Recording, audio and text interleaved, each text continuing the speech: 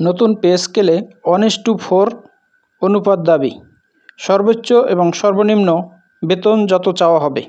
আসসালামু আলাইকুম দর্শক, কেমন আছেন? আশা করি ভালো আছেন। আমি আপনাদের দোয়ায় ভালো আছি। নিউজ 24 ই-পেপারে একটি প্রতিবেদন ছাপা হয়েছে, এ সম্বন্ধে আমি বিস্তারিত আলোচনা করছি। তো আপনি যদি আমার চ্যানেলে নতুন দর্শক হয়ে থাকেন তাহলে আমার চ্যানেলটি সাবস্ক্রাইব করে দিন, আর যারা অলরেডি সাবস্ক্রাইব করেছেন তাদেরকে অসংখ্য ধন্যবাদ। সরকারি কর্মকর্তা ও কর্মচারীদের আলোচনার কেন্দ্রবিন্দু এখন নতুন পে স্কেল। এই পে স্কেল কেমন হওয়া উচিত সে ব্যাপারে সুনির্দিষ্ট ও বর্ধিত ভাতার দাবি পেশ করেন সরকারি কর্মচারীরা। বর্তমান জীবনমানের সাথে সামঞ্জস্যপূর্ণ করে নতুন বেতন কাঠামোয় এ দাবি জানাবেন তারা।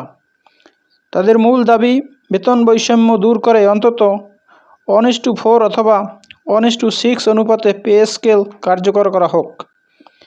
এই দাবি নিয়ে আগামী শুক্রবার সংবাদ সম্মেলন করবেন তারা। ইতিমধ্যে জাতীয় প্রেস ক্লাবে হলরুম বুক করেছে 11 থেকে 20তম গ্রেড সরকারি চাকরিজীবী ফোরাম।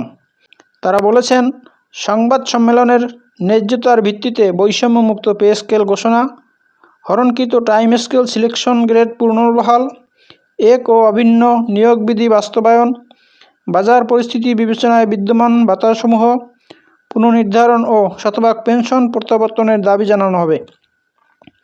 এসব দাবি মানার জন্য আগামী 31শে ডিসেম্বর সময় বেঁধে দেবেন তারা।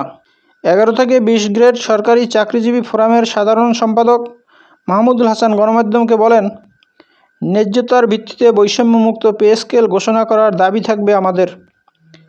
এছাড়া সর্বনিম্ন ও সর্বোচ্চ বেতন 1:4 অনুপাত করার দাবি থাকবে। এক্ষেত্রে সর্বোচ্চ 1,28,000 এবং সর্বনিম্ন বেতন 32,000 করার প্রস্তাবনা থাকবে। পাশাপাশি সরকারি চাকরিতে বিদ্যমান গ্রেড ভেঙে 12 থেকে 15 করার দাবি জানাবেন সংগঠনটি। তাদের অভিযোগ, বেতন বৈষম্যের কারণেই তাদের পে স্কেল পেতে এত দীর্ঘ সময় লেগেছে। তারা মনে করেন, যদি বৈষম্য না থাকতো তবে উচ্চপদস্থ কর্মকর্তারা আগেই বেতন বৃদ্ধির দাবি জানাতেন এবং এর ফলে সাধারণ কর্মচারীরা আরও অন্তত 2টি পে স্কেল পেয়ে যেতেন।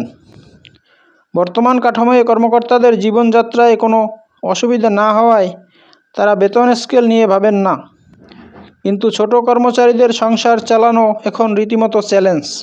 শুনলেন নতুন পে স্কেলে 1:4 অনুপাত দাবি, সর্বোচ্চ এবং সর্বনিম্ন বেতন যত চাওয়া হবে, এ সম্বন্ধে বিস্তারিত।